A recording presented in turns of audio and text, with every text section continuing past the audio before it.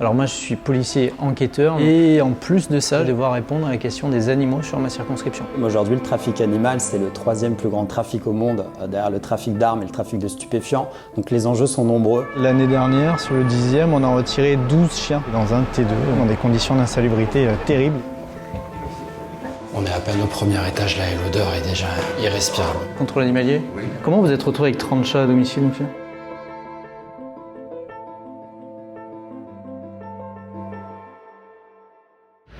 Hello, pour ce nouvel épisode des Explorations de Flo, je me trouve devant le commissariat du 10e arrondissement de Paris. Aujourd'hui, je vais vous faire découvrir le rôle de référent en maltraitance animale, mais avant, pour ne pas louper nos prochaines vidéos, abonnez-vous.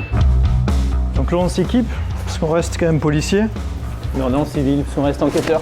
On a un signalement qui a été donné, et là a priori on aura une quarantaine de chats dans un appartement. Pour les référents animaux, mis à part le lecteur de puce, pas d'équipement spécifique. Ça permet de lire la puce d'identification qui est censée être obligatoirement sur les animaux domestiques. Alors les puces, c'est surtout intéressant quand il y a un chien qui est tout simplement perdu, surtout sur les chiens qui sont volés. Là, ça s'est un petit peu calmé, mais on a eu une grosse vague de vol de chiens. C'est surtout les petits chiens, les spitz, les bulldogs français et les bichons. Ça se revend très très bien et ça se vole très facilement.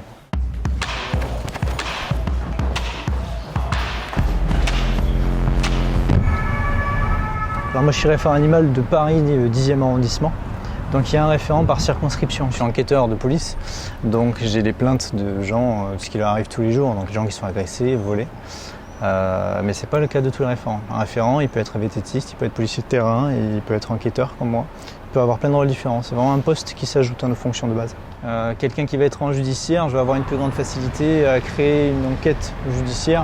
Un collègue de voie publique aura moins cette facilité-là. Par contre, il va contrôler beaucoup plus sur son arrondissement puisqu'il sera au contact du public toute la journée. Les patrouilles en lien spécialement avec les animaux, déjà ça permet d'avoir un petit peu un regard sur ce qui traîne sur notre arrondissement. Donc ça passe comme un contrôle d'une personne. On va contrôler l'identification de l'animal et si tout est en règle. Ça permet de retrouver notamment les chiens qui ont été volés et détecter potentiellement des chiens en mauvaise santé ou maltraités. Le pelage, les dents, les griffes, tout ça c'est des choses qui doivent alerter sur les conditions de vie de l'animal. Il n'y a pas que les espèces domestiques comme les chiens et les chats, on peut avoir des vendeurs à la sauvette de chardonneret qui est protégé ou même de tortues, ça se vend très bien à la sauvette et il y a un marché assez florissant pour ça. Donc là on est sur place, donc on va trouver l'adresse et on va aller voir chez le particulier ce qui s'y passe.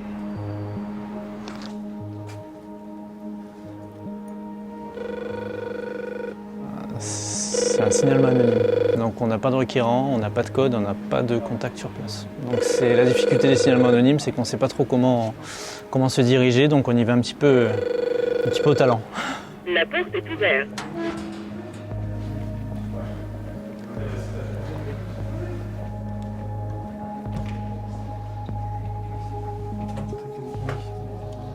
Bonjour.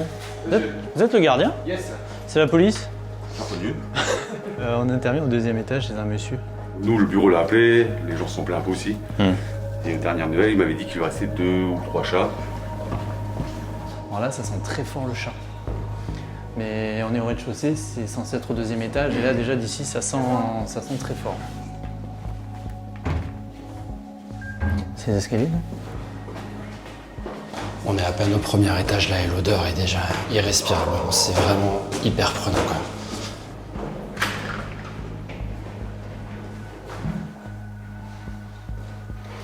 Ah là, ça sent très fort.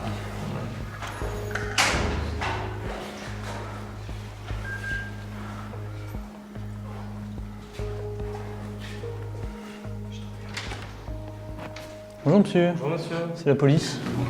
Je viens vous voir parce qu'on a un signalement pour des chats. Oui, C'est chez vous ? je vais vous père. S'il vous plaît. Il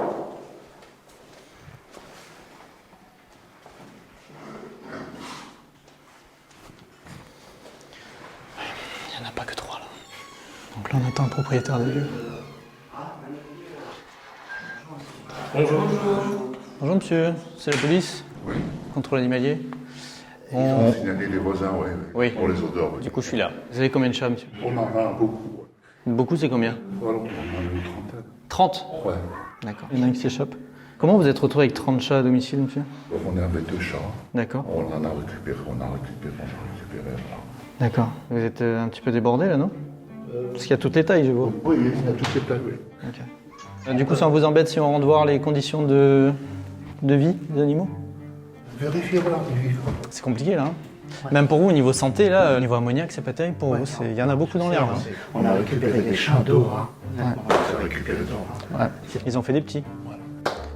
Bon, après, je comprends que ça part pas d'un mauvais sentiment. Hein. On me dit que j'ai la maladie de Noé. Noé. Oui, je veux bien, oui. Là, j'avoue, vu de l'extérieur, ça pourrait. Hein. Oui. Tu peux venir si tu veux. Ils ont à manger, D'accord. de l'eau. Ok. Il en faut beaucoup plus. Moi j'ai 2 chats, rien que ça, ils en ont 2 chacun. Il vous faut des gamelles. Mais non, on va trouver une solution. C'est une fortune pour les fermiers. Bah ça, j'imagine. Hein. C'est une fortune, voilà. Y en a aucun qui est malade ou quoi? Ils sont. Non. Ça va? Pas du tout. On travaille pour eux. Oui, c'est un peu ça là. Ouais, mais là, vous pouvez pas rester comme ça, c'est pas vivable. Hein. Je vais juste prendre une photo des chats pour mon rapport. Toute la tribu. J'essaie de vous trouver une porte de sortie, S'il vous plaît. rapidement, parce que là, vous pouvez pas rester comme ça, c'est pas possible. Et par contre, si on arrive à évacuer les chats, je vous fais confiance, c'est fini. Hein. Vous oubliez les chats pendant un moment. Hein. J'en ai vu un peu partout dans la cuisine, il y en a quelques-uns dans le couloir. Par contre, c'est ignoble. Donc de base, il dit qu'il en a récupéré 8 qui étaient dans la rue et ils se sont reproduits entre eux, dans l'appartement. Donc là, ils sont ni vaccinés, ni vermifugés, les conditions sont insalubres, autant pour eux que pour le chat. Donc là, c'est clairement quelqu'un qui a besoin d'aide, parce que je pense qu'il y a une pathologie. À l'intérieur, c'est quand même totalement hors de contrôle. On voit que la personne est totalement dépassée. Il y en a de tous les côtés, dans la salle de bain, dans la cuisine, on n'a pas pu filmer partout. C'est fou, il y a des excréments au sol. On voit qu'il essaie justement de nettoyer au fur et à mesure, mais 30 chats dans un T2, c'est pas possible. Je pense que c'est pour ça que je vois avec le parquetier ce qu'on fait, parce que je pense qu'il ne faudra même pas qu'on les touche, ces animaux. Allô? Oui, mes respects, Madame la procureure, gardienne de la paix de la Marne, du commissariat du 10e arrondissement de Paris. La difficulté par contre de la garde à vue, c'est que de ce que j'ai compris, il vit avec sa femme qui est alitée et son fils qui est malade. Vous remettez au monsieur sa convocation pour qu'il aille le jour même voir le psy, qu'on soit rassuré sur le traitement. Sur la pathologie. Et sur le fait qu'il sera suivi. Oui, d'accord. Très bien. Écoutez, merci à vous, Madame la plus procureure. tard. Au revoir. Au revoir. C'est encore nous. Alors, j'ai discuté avec le procureur de la République. La procureure de la République était pas hyper contente. Mes instructions de base, c'était de vous interpeller maintenant. On a discuté avec elle, vous êtes coopératif, donc il n'y a pas de difficulté particulière. Donc je ne vais pas vous interpeller, vous pour vous placer en garde à vue immédiatement, il n'y a pas trop d'intérêt. Il n'y a aucun souci. Néanmoins, il va falloir que vous veniez me voir au bureau. Très bien. D'accord? Je compte sur vous jeudi, monsieur. Sinon, il faut que j'utilise la coercition. Ok? Je dis, je suis chez vous. 9h30, parfait, je compte sur vous, monsieur. Au revoir, monsieur. Au revoir, bonne soirée. Également. Alors il a l'air de vouloir coopérer parce que je pense qu'effectivement les conditions de vie elles sont totalement insalubres, donc lui-même a conscience qu'il ne peut pas rester vivre comme ça, surtout qu'a priori il a une famille, les membres de sa famille sont malades. Le problème c'est que s'il y a réellement un syndrome de Noé, là pour l'instant ça se passe très bien, il a l'air de vouloir s'en séparer parce qu'il a conscience de sa situation, mais quand il va falloir les donner et qu'on va lui prendre réellement, les gens qui ont le syndrome de Noé sont les sauveurs de l'animal, donc ils risquent de très mal réagir ou de ne plus vouloir du tout. Ça, c'est les policiers. Très sincèrement, là, c'est pas vraiment la pire des situations. Le monsieur aime malgré tout ses chats.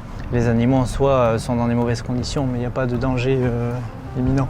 Par contre, quand ce sont des chiens qui sont laissés sur des balcons, qu'on nous appelle parce que les gens sont partis en vacances en laissant les animaux à l'intérieur et que on arrive trop tard et qu'il y a une partie qui est morte ou qui sont dans des états déplorables, là par contre ça peut être énervant ou ça peut nous impacter un petit peu dans l'affectif. Il n'y a pas très longtemps, on a dû intervenir chez une dame, elle avait un couple de chats qui venait d'avoir 5 chatons, et les chatons avaient 15 jours. La dame est partie 1 mois en vacances. Quand on est intervenu sur appel des riverains, c'était trop tard, on n'a pu sauver qu'un seul chaton sur l'ensemble de la famille, ils sont tous morts. Et la personne est revenue de vacances, l'air de rien, 1 mois plus tard. Elle a été convoquée, elle a été sanctionnée, mais ça répare en rien ce qui a été fait aux animaux. Là, il y a la SPA qui m'envoie un message parce qu'a priori, ils ont un individu contre qui il y a eu 4 signalements. Donc ça serait des négligences sévères vis-à-vis de son chien de type staff. Les gens vont plus facilement le signaler à une association que venir à la police. Les gens pensent qu'un chien, ça va pas nous intéresser. Donc souvent, ils vont voir les associations et les associations prennent contact avec nous. C'est pour ça que c'est important d'avoir un référent parce que ça leur permet d'avoir un interlocuteur unique et identifié.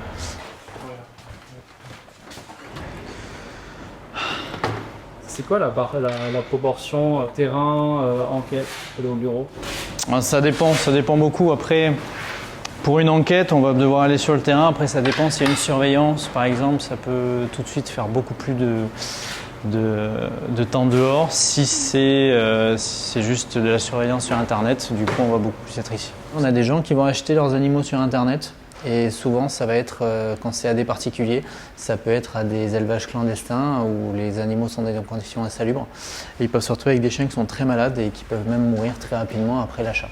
Là, typiquement, on a une personne qui avait pris contact et qui avait acheté un chat directement sur Le Bon Coin. Le chat était même pas sevré, il a été retiré très tôt, il était malade, il est très vite mort après l'avoir récupéré. Et en effectuant une petite surveillance sur Internet, on s'est vite rendu compte que chaque jour, on allait avoir des annonces de la même personne.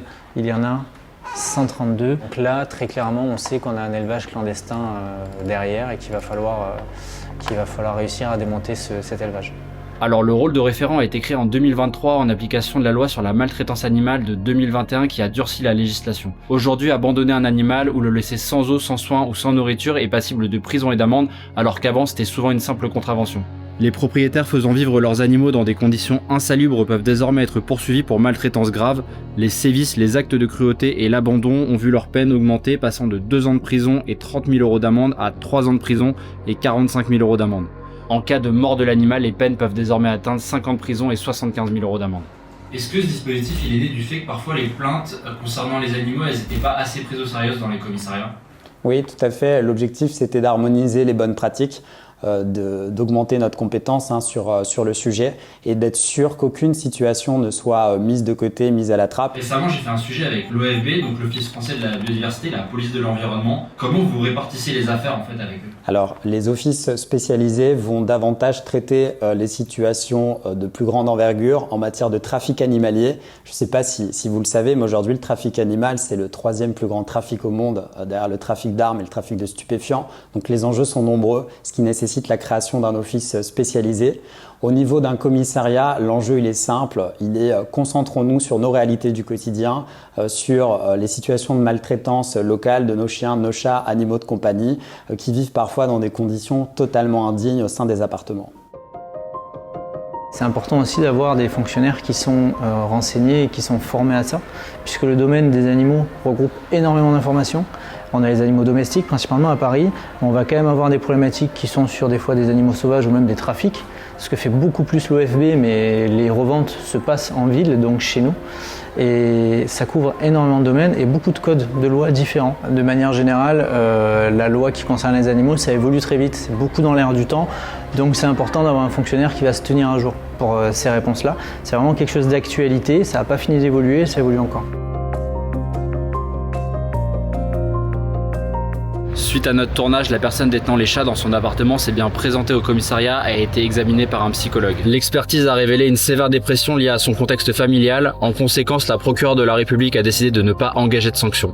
2 semaines plus tard, les forces de l'ordre sont revenues à son domicile avec l'association YouCare. Au total, il y avait 39 chats, 22 ont été saisis, dont un en état d'urgence vétérinaire. Par manque de place dans les refuges, les 17 autres sont toujours dans l'appartement et attendent d'être placés. J'espère que vous avez apprécié cette vidéo, merci encore à Benoît Brington pour le montage. N'hésitez pas à activer la cloche si vous ne voulez pas louper les prochaines. À bientôt pour de nouvelles explorations.